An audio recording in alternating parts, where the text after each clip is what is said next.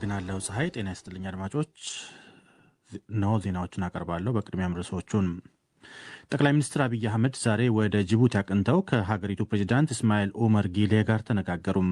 ጠቅላይ ሚኒስትሩ በይፋዊ የማህበራዊ መገናኛ ገጻቸው ባጋሩት መልእክት እስማኤል ኡመር ጊሌ አቀባበል እንዳደረጉላቸው ገልጸዋል።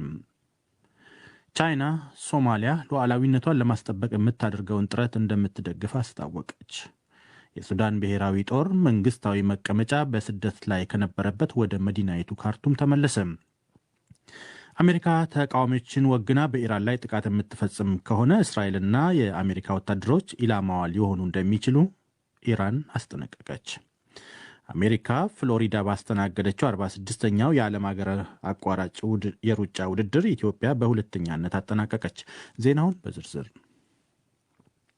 ጠቅላይ ሚኒስትር አብይ አህመድ ዛሬ ወደ ጅቡቲ አቅንተው ከሀገሪቱ ፕሬዚዳንት እስማኤል ኡመር ጊሌ ጋር ተነጋገሩ።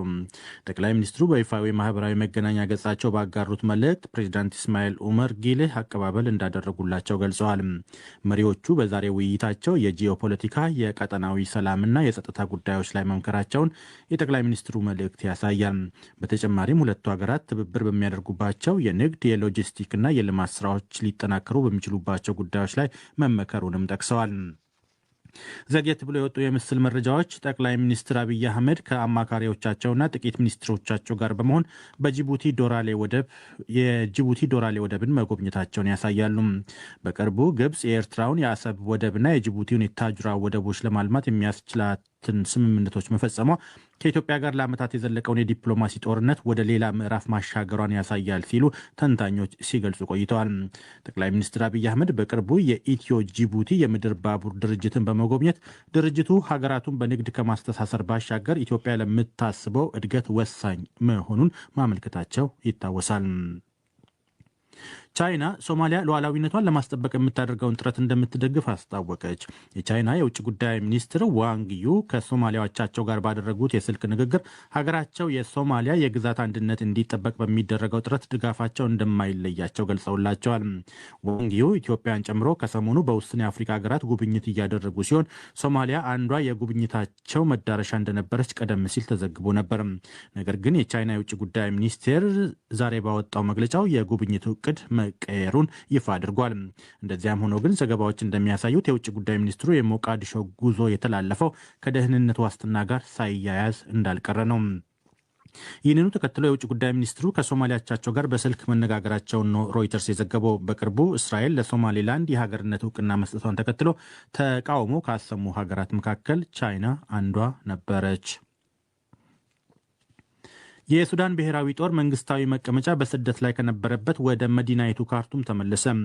3 ዓመት ሊደፍን በተቃረበው የእርስ በርስ ጦርነት መቀመጫውን ፖርት ሱዳን አድርጎ የነበረው የሱዳን መንግስት በይፋ ወደ ካርቱም መመለሱን የሀገሪቱ ጠቅላይ ሚኒስትር ካሚል ኢድሪስ አስታውቀዋል። የሱዳን ብሔራዊ ጦር መዲናይቱ ካርቱም ለቆጣ በጎርጎሮሳውያኑ ሚያዝያ ወር 2023 ነበር።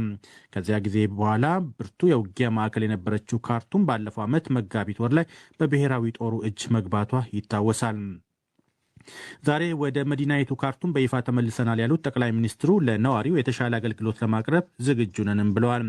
ባለፉት 2 ዓመታት በተለይ 3ቱ የተያያዙ ከተሞች ካርቱም፣ ኦምዱርማንና ባህሪ ዋነኛ የጦርነቱ ማዕከላት እንደነበሩ ዘገባው አመልክቷል። የተባበሩት መንግስታት ድርጅት መረጃ እንደሚያመለክተው ካለፈው ዓመት መጋቢት ወር አንስቶ እስካለፈው ጥቅምት ወር ድረስ 1.2 ሚሊዮን ያህል ሱዳናውያን ወደ ቀያቸው ተመልሰዋል። ይህ ዶይቼ ቬለ ነው።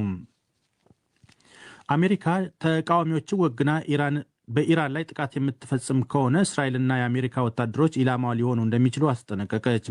በመላው ኢራን የተቀጣጠለውና 2ኛ ሳምንት ያስቆጠረው ህዝባዊ አመፅ ዛሬም ቀጥሎ ሲውል የኢራን የመንግስት የጸጥታ ኃይሎች በወሰዱት እርምጃ ከ192 በላይ ኢራናውያን ህይወት ማለፉ ተሰምቷል።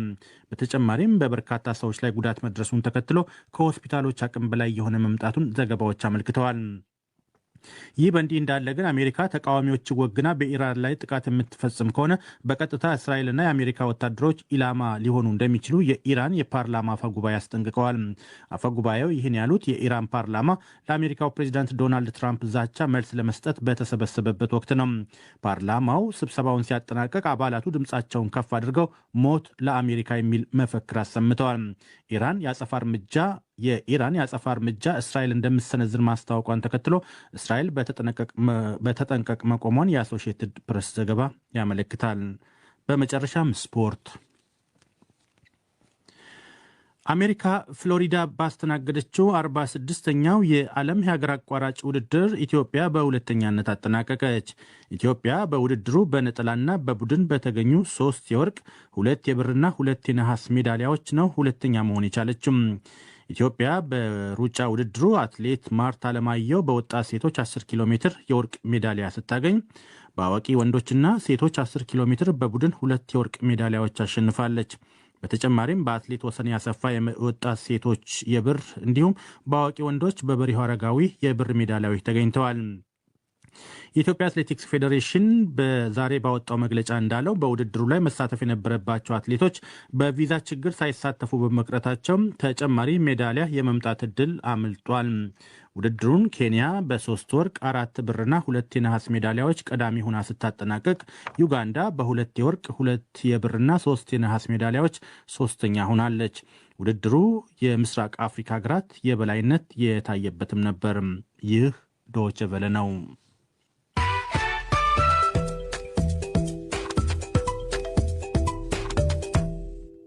አድማጮች ዜናውን ለማብቃት አንድ አፍታ ርዕሶቹን ላስታውሳችሁ።